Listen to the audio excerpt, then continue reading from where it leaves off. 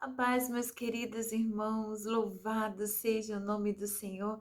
Mais um dia lindo que o Senhor nos dá de oportunidade para estarmos aqui no nosso canal Jornada da Leitura da Bíblia em um Ano. Você que está chegando agora, seja bem-vindo. Venha fazer parte do exército de leitores da Palavra de Deus. E se inscreva, compartilhe, divulgue o nosso trabalho. Seja você também um canal de criador, levantador de exército de leitores. Então, irmãos, hoje nós estamos seguindo a nossa agenda, continuando e perto do término do livro de 2 Crônicas. Nós estaremos hoje, por ser um dia de domingo, lendo 5 capítulos divididos em 2 vídeos consecutivos. Vamos então ao nosso compromisso. Deus abençoe sua vida. Receba o meu carinho, receba a minha gratidão por ter você aqui comigo todos os dias para a honra e glória do nome do Senhor. Venha ouvir a palavra de Deus, venha ler, venha meditar e deixe o Espírito Santo falar o que ele precisa dizer ao teu coração. O Senhor sempre quer conversar com seus filhos como um bondoso pai que ele é. Então vamos, com a nossa Bíblia na mão, estar de posse dela e lermos os capítulos de 31 ao capítulo 35.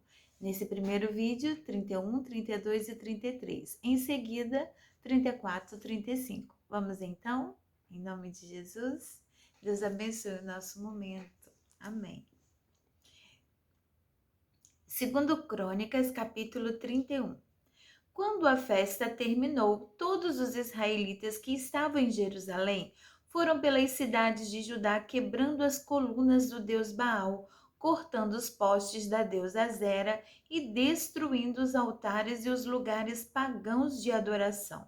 Fizeram o mesmo em todo o território das tribos de Judá, de Benjamim, de Efraim e de Manassés. Depois todos voltaram para casa. Ezequias organizou os sacerdotes e os levitas em grupos, dando a cada grupo a sua responsabilidade. Os sacerdotes apresentavam os sacrifícios que eram completamente queimados e as ofertas de paz. Os levitas cantavam louvores e davam graças a Deus e guardavam os portões do templo. Dos seus touros e dos seus carneiros o rei dava animais para os sacrifícios a serem completamente queimados, que eram oferecidos de manhã e à tarde, e também para os sacrifícios a serem completamente queimados, que eram oferecidos nos sábados, nas festas da lua nova e nas outras festas fixas, conforme mandava a lei de Deus, o Senhor. O rei ordenou aos moradores de Jerusalém que entregassem aos sacerdotes e levitas tudo que de direito era deles, a fim de que pudessem gastar todo o seu tempo fazendo aquilo que a lei do Senhor mandava. Logo que a ordem do rei foi anunciada, o povo deu generosamente a melhor parte do seu trigo, vinho, azeite, mel e de todos os outros produtos das suas plantações. Trouxeram também em grande quantidade a 10ª parte de tudo que tinham, os que moravam em Jerusalém e os moradores das outras cidades de Judá. Também trouxeram a 10ª parte dos seus touros e dos seus carneiros, e a 10ª parte de tudo que tinham dedicado ao Senhor, seu Deus, e juntaram as coisas em grandes montões. Começaram a amontoar as ofertas no terceiro mês e terminaram no sétimo mês. Quando Ezequias e as altas autoridades foram ver aqueles montões de ofertas, louvaram a Deus o Senhor e elogiaram o povo de Israel. Ezequias falou com os sacerdotes e os levitas a respeito daqueles montões, e o grande sacerdote Azarias, descendente de Zadok, respondeu: Desde que o povo começou a trazer todas estas ofertas ao templo, nós temos tido bastante para comer e tem sobrado muita coisa. O Senhor tem abençoado o seu povo e por isso temos comido até demais. Aí o rei Ezequias ordenou que preparassem depósitos no templo, e isso foi feito. Foram honestos e colocaram ali todas as ofertas, os dízimos e as coisas dedicadas a Deus. Para tomar conta dos depósitos, puseram um levita chamado Conanias, que tinha como ajudante o seu irmão Simei. O rei Ezequias e o grande sacerdote Azarias nomearam os seguintes levitas para servirem debaixo da direção de Conanias e Simei: Jeiel, Azarias, Naate, Azael, Jerimote, Josabade, Eliel, Ismaquias, Maate, Benaías. O guarda do portão leste do templo, Coré, filho de Ímina, estava encarregado das ofertas feitas a Deus por vontade própria. Ele distribuía as ofertas e as coisas dedicadas a Deus. Nas outras cidades onde os sacerdotes moravam, os seguintes levitas trabalhavam fielmente debaixo da direção de Coré: Éden, Miniamim, Jesua, Semaías, Amariá e Secanias. Estes distribuíam as porções devidas a todos os seus colegas, os levitas, de acordo com os grupos a que pertenciam, dando a cada um a mesma porção, sem levar em conta se os seus nomes estavam ou não nas listas dos seus antepassados. A distribuição era feita a todos os homens de 30 anos para cima que iam ao templo para fazer os seus serviços diários, de acordo com o grupo a que pertenciam e o trabalho que faziam. A lista dos sacerdotes foi feita de acordo com os seus grupos de famílias. Os levitas de 20 anos para cima estavam alistados de acordo com o trabalho que faziam e o grupo a que pertenciam. Nas listas estavam também os nomes das mulheres, dos filhos e das filhas, isto é, da família inteira. Os sacerdotes e os levitas tinham sido consagrados a Deus e precisavam estar sempre prontos para fazer o seu trabalho sagrado. Havia também homens nomeados para distribuírem os alimentos que eram para os sacerdotes. Os descendentes de Arão que moravam nas cidades dos sacerdotes ou nos campos que ficavam ao redor, e também os alimentos que eram para todos os levitas, cujos nomes estavam nas listas. Foi isso que Ezequias fez em toda a terra de Judá.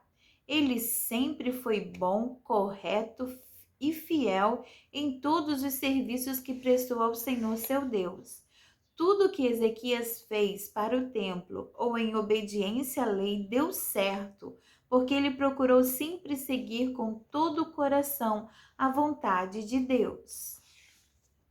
Capítulo 32. Depois de tudo isso e dessas provas de fidelidade que o rei Ezequias deu, Senaqueribe, rei da Assíria, invadiu o país de Judá. O seu exército cercou as cidades protegidas por muralhas, procurando conquistá-las. Quando Ezequias viu que Senaqueribe estava planejando atacar Jerusalém também, consultou os seus chefes militares e civis e propôs que tapassem as fontes de água que ficavam fora da cidade, e eles concordaram com o plano.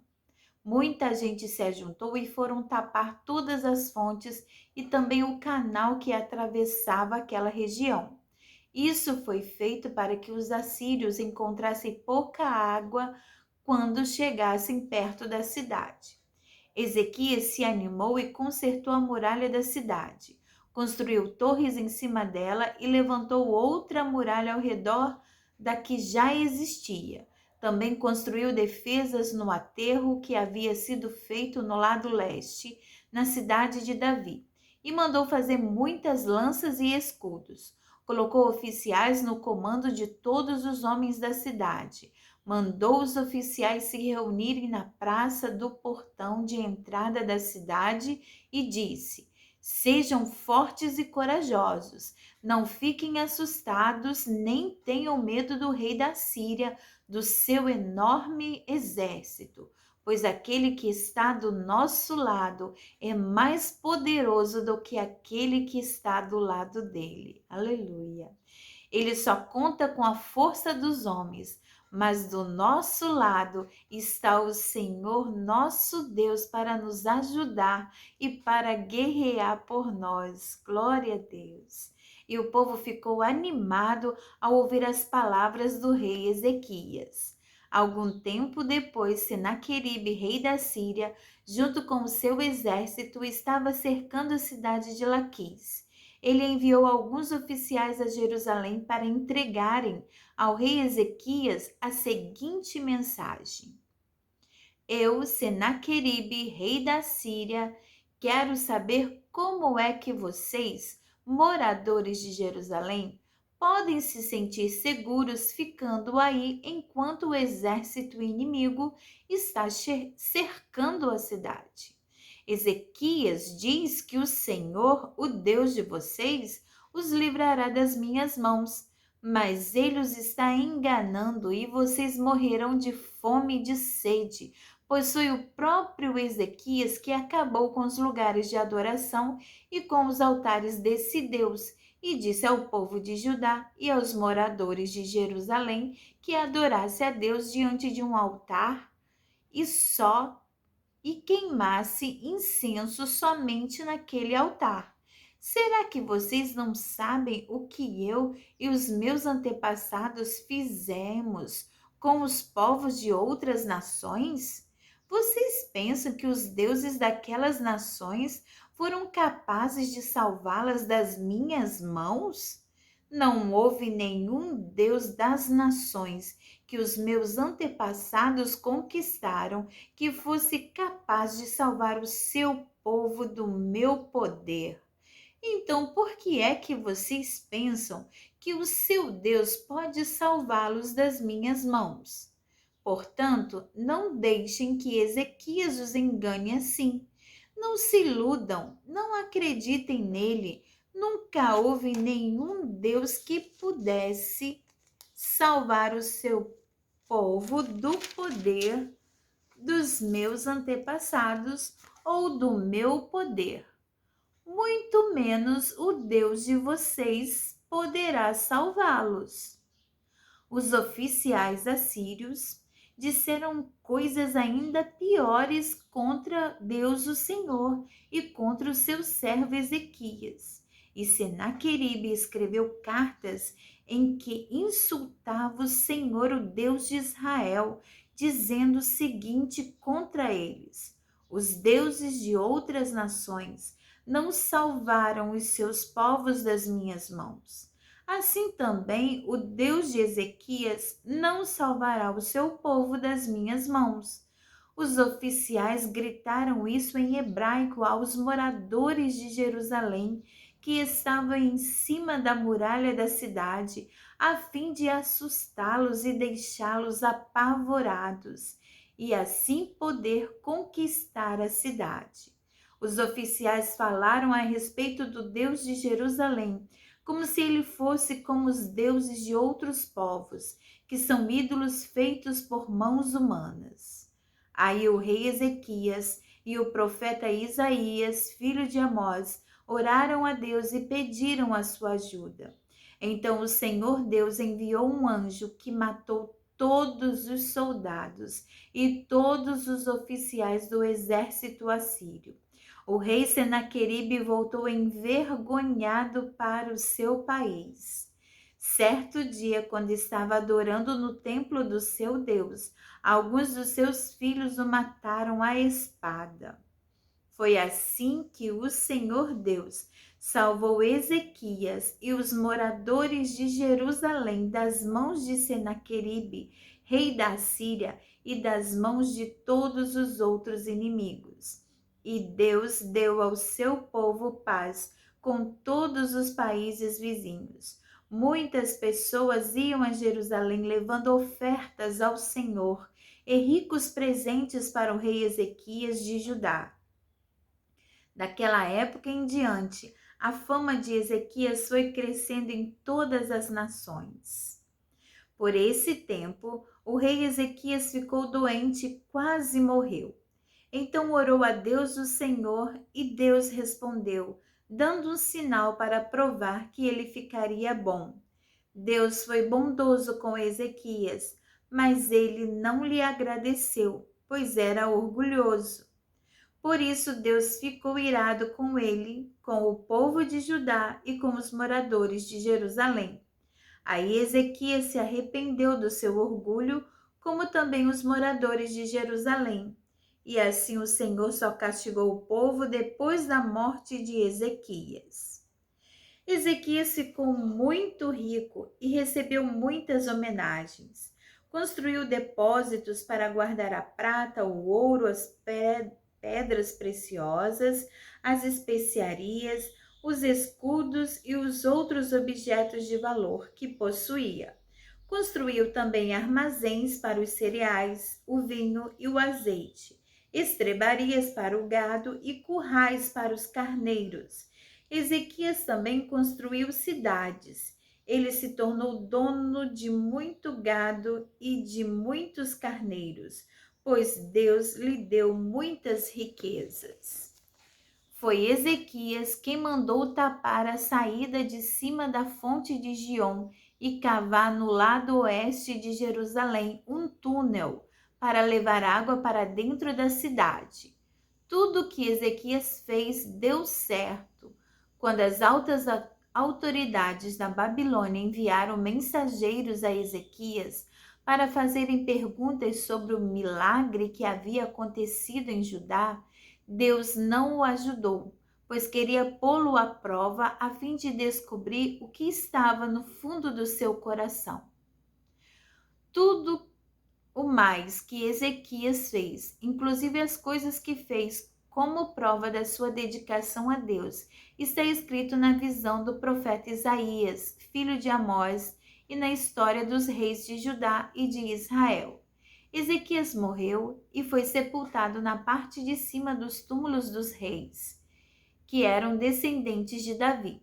Quando ele morreu, o povo de Judá e os moradores de Jerusalém lhe prestaram homenagens, e o seu filho Manassés ficou no lugar dele como rei. Capítulo 33. Manassés tinha 12 anos de idade quando se tornou rei de Judá. Ele governou 55 anos em Jerusalém. Manassés pecou contra Deus o Senhor, seguindo os costumes nojentos das nações que o Senhor havia expulsado da terra, conforme o povo de Israel avançava. Ele construiu de novo os lugares pagãos de adoração que Ezequias, o seu pai, havia destruído.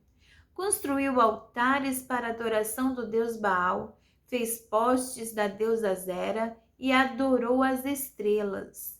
Construiu altares pagãos no templo, onde, conforme o Senhor tinha dito, ele devia ser adorado para sempre. Nos 2 pátios do templo, Manassés construiu altares para a adoração das estrelas. Queimou seus filhos em sacrifícios no vale de Ben-Hinom. Fazia adivinhações, praticava magia e feitiçarias e consultava adivinhos e médiuns. Pecou muito contra Deus o Senhor e fez com que ele ficasse irado. Manassés colocou uma imagem esculpida da deusa Zera no templo, o lugar a respeito do qual o Senhor tinha dito a Davi e a seu filho Salomão o seguinte: em todo o território das 12 tribos de Israel, escolhi este templo, aqui em Jerusalém, para ser o lugar onde serei adorado para sempre. E se o povo de Israel obedecer a todos os meus mandamentos e fizer tudo o que manda a lei que Moisés deu a eles, então eu não deixarei que sejam expulsos da terra que dei aos seus antepassados. Manassés levou o povo de Judá e os moradores de Jerusalém a cometerem pecados ainda piores do que aqueles cometidos pelas nações que o Senhor Deus havia expulsado da terra conforme o seu povo ia avançando. O Senhor Deus falou com Manassés e com o seu povo, mas eles não lhe deram atenção. Por isso Deus deixou que os comandantes do exército assírio invadissem o país de Judá. Eles prenderam Manassés com ganchos, amarraram com correntes e os levaram como prisioneiro para a Babilônia. No seu sofrimento, Manassés orou com fervor ao Senhor seu Deus, cheio de humildade. Ele se arrependeu diante do Deus dos seus antepassados. Deus ouviu a sua oração e atendeu o seu pedido, deixando que ele voltasse para Jerusalém e fosse rei de novo. Aí Manassés declarou que o Senhor é Deus. Depois disso, Manassés construiu uma muralha Depois disso, Manassés construiu uma muralha muito alta em volta da cidade de Davi. A muralha começava no vale que ficava a oeste da fonte de Giom. Continuava na direção norte até o portão do peixe e passava ao redor da parte da cidade chamada Ofel. Manassés também colocou os chefes militares no comando de todas as cidades de Judá que eram protegidas por muralhas. Ele tirou do templo as imagens dos deuses pagãos e o ídolo que havia colocado lá. Derrubou os altares que havia mandado construir no monte onde ficava o templo e em outros lugares de Jerusalém e os jogou fora da cidade. Consertou o altar do Senhor, ofereceu nele ofertas de paz e ofertas de gratidão e ordenou ao povo de Judá que adorasse o Senhor, o Deus de Israel. O povo continuou a oferecer sacrifício nos altares pagãos, mas os oferecia somente ao Senhor, seu Deus. Todas as outras coisas que Manassés fez, a sua oração a Deus e as mensagens dos profetas que falaram com ele em nome do Senhor, o Deus de Israel, tudo isso está escrito na história dos reis de Israel. A oração de Manassés, a resposta de Deus e todos os pecados que Manassés cometeu antes de se arrepender, isto é, a adoração de ídolos, os lugares pagãos de adoração que construiu, os postes da deusa Zera e as imagens que mandou fazer, tudo isso está escrito na história dos profetas. Manassés morreu e foi sepultado no jardim do palácio, e o seu filho Amon ficou no lugar dele como rei. Amon tinha 22 anos de idade quando se tornou rei de Judá. Ele governou 2 anos em Jerusalém. Como Manassés, o seu pai, Amon pecou contra Deus, o Senhor. Ofereceu sacrifício a todos os ídolos que o seu pai havia feito e os adorou. Mas ele não se arrependeu como seu pai. Pelo contrário, Amon continuou pecando cada vez mais. Os oficiais de Amon fizeram uma revolta contra ele e o mataram no palácio. Porém, o povo de Judá matou todos os que haviam feito a revolta contra Amon e pôs o seu filho Josias no lugar dele como rei. Amém, irmãos. Aqui nós encerramos a primeira parte da nossa leitura de hoje. Vamos estar fazendo a continuação no próximo vídeo, ok? Vamos lá?